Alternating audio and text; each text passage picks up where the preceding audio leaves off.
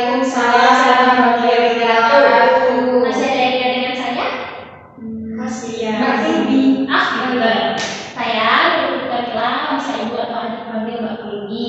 Nah, benar dengan keluarga bapaknya? Ya. Baik, seperti kontrak kita yang kemarin, hari ini saya datang untuk melakukan pendidikan kesehatan, sharing-sharing tentang hubungan positif di dalam keluarga. Kurang lebih waktunya 10 sampai 15 menit, jadi tidak terlalu lama. Bagaimana? Akan saya lakukan di sini. Apakah ibu dan adik bersedia? Bersedia. Kalau gitu, sebelumnya saya ingin tanya, ada yang tahu nggak hubungan positif dalam keluarga itu yang seperti apa? Betul. Terus yang lain mungkin? Ada gimana? Hubungan yang baik dengan Oke, betul. Jadi hubungan komunikasi yang positif atau hubungan yang positif di dalam keluarga itu hubungan yang menyampaikan pesan-pesannya dengan cara yang positif. Nah, ciri-cirinya yang pertama itu memiliki rasa empati terhadap keluarga, terhadap anggota keluarga. Apa sih rasa empati? Rasa empati itu ketika nih misal adik sedang merasa sedih, nangis terus, kakaknya mengerti perasaan adiknya, tapi tidak ikut dalam menangisnya. Itu yang namanya rasa empati. Kemudian terus yang berikutnya mengandung pesan-pesan yang positif, di mana ketika kita saling mengobrol, kita itu mengeluarkan pesan yang tidak mencela, tidak menghakimi, tidak merendahkan, dan mengandung makna yang baik, tidak buruk. Kemudian ada responsif, terbuka, dan percaya terhadap anggota keluarga. Jadi ketika adik memiliki masalah, kakak memiliki masalah juga, bisa saling cerita, bisa saling terbuka, dan saling mau menerima kritik. Juga begitu dengan ibu, apabila ibu memiliki kesulitan, ibu bisa menceritakan ke anaknya, sehingga anaknya juga bisa membantu. Kemudian mendengarkan secara aktif.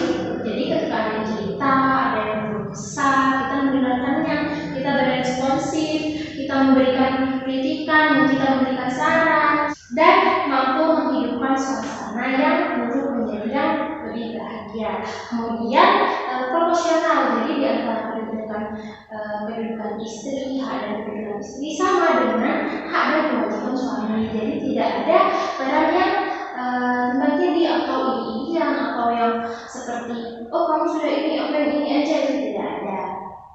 Dan adik tahu nggak apa manfaat dari komunikasi atau hubungan yang positif ini, Pak?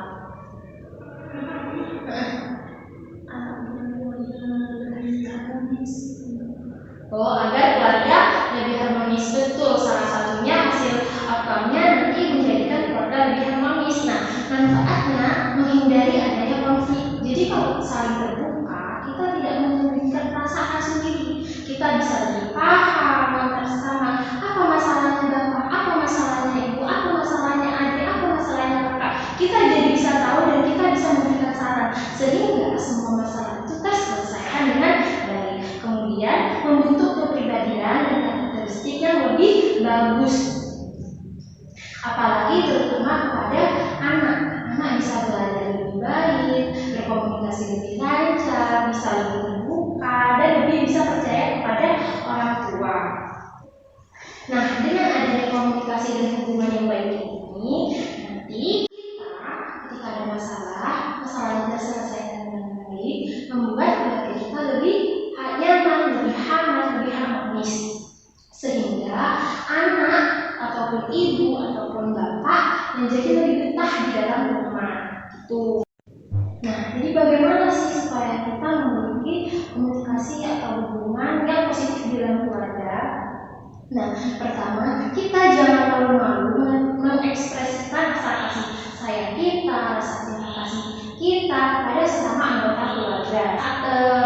Saat kita melakukan dialog, kita itu harus saling bertanya dan saling menjawab terhadap topik yang kita lakukan. Nah, ketika misal bapak lagi sakit, ibu pasti mengerjakan dua peran ibu rumah tangga dan peran kepala keluarga menggantikan ayah yang sedang sakit.